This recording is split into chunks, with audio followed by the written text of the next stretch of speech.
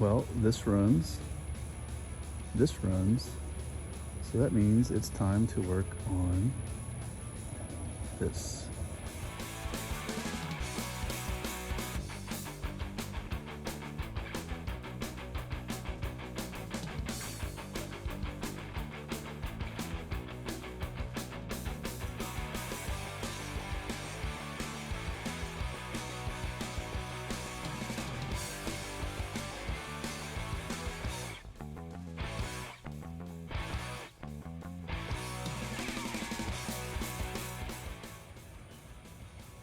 Well, as you can see, my sawmill is now inside my garage. I've been planning on tearing it down, rebuilding it for a while. As you can see, there's several things that have broken. There's also a lot of things that I'd like to re-engineer. Ideally, I want to make the bunks a little bit taller. And the sawmill itself, I've only got about 23 inches between the rollers here. I want to widen that all the way to 36. Not because I want to cut wider logs, it just gives me more flexibility to cut logs that aren't quite straight or have knots and knobs and whatever. So it's going to be a few weeks and we're going to see what we can get done here. So I built the sawmill about 4 years ago, and I've probably cut several thousand board feet with it, and it works well enough. I just would really like the ability to cut wider pieces. The 23 inches really doesn't do much for you in the grand scheme of milling wood. Also, the carriage and the bed, there's a lot of things that I really need to correct. I built it not knowing what I needed, and having the experience of using it now, I now know what I would like to do differently. So right now I'm just stripping everything down, taking it apart, and undoing a lot of the parts that I've welded on previously. All right, so it's most of the way stripped down.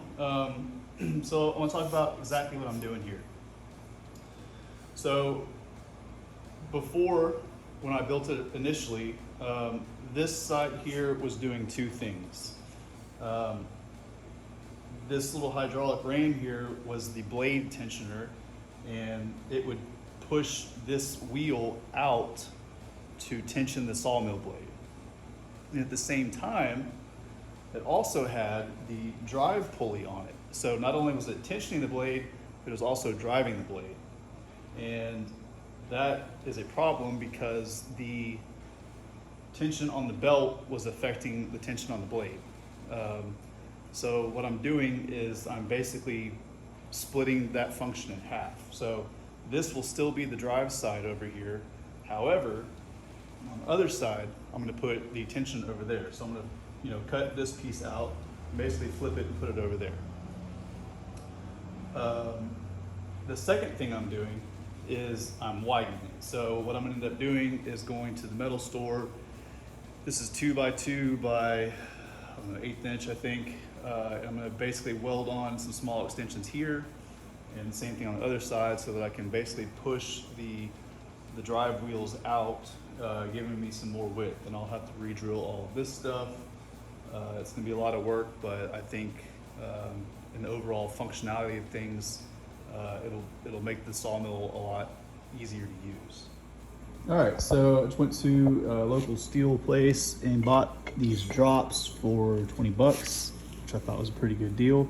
This is 2-inch 120 wall stuff, and that stuff over here is 180 wall. So obviously not the same, but for the price, I can't really complain. So what I'm gonna do is I'm gonna add, I don't know, maybe 8 or 10 inches on each side. 1, 2, 3, 4.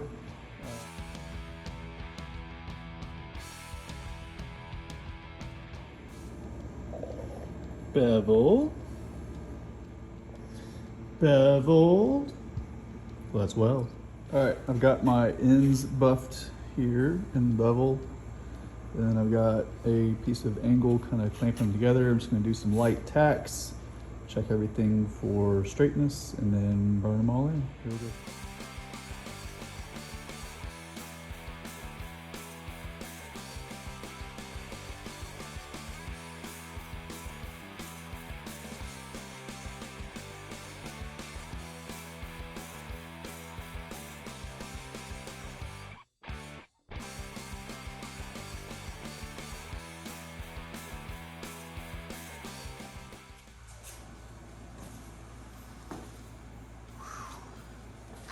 a little window AC unit over there is not much help.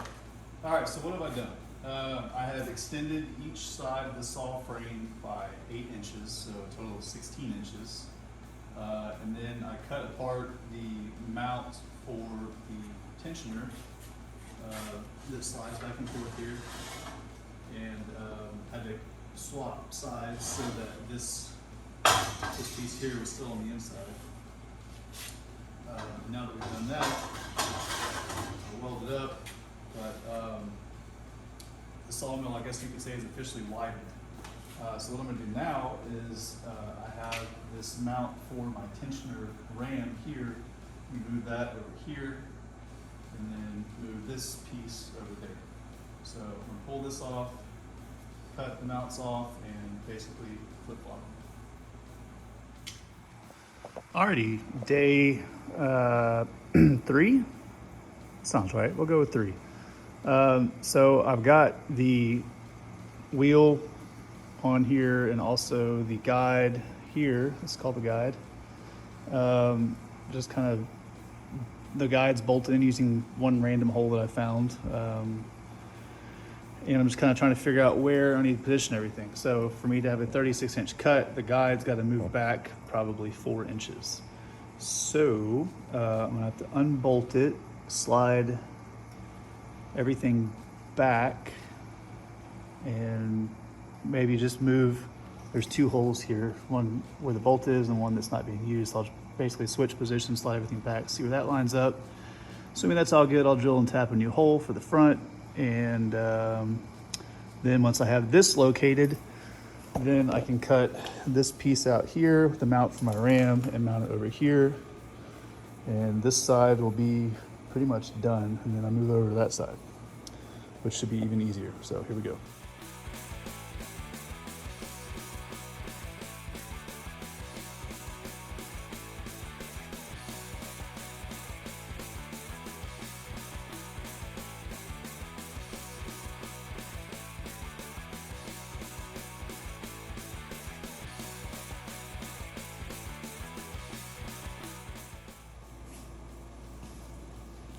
All right, welcome to day 4. I've got everything basically mocked up. I have these pillow bearings just tacked in, and what I'm gonna have to do is build my own band blade, I guess, and put it on there and make sure that the blade tracks correctly and stays on the wheels. So I didn't want to weld these in all the way until I knew that I had enough adjustments to make sure everything stayed where it's supposed to stay. So that's that. The last thing I need to do for this first part of widening the sawmill is drill and tap 3 holes, 2 for this guide and 1 for the other guide. So that'll be what I'm working on right now.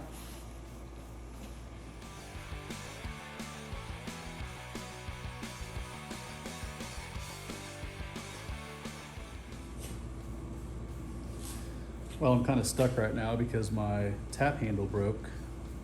So, and of course this isn't 1/4 inch, it's not 3/8, so I can't just throw it in a ratchet. So it looks like I'm off to the auto parts store to figure that out. Try again later.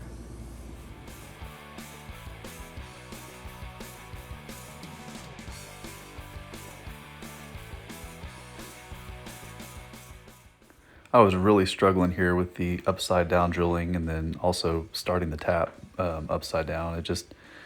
The access was difficult, but eventually we got it.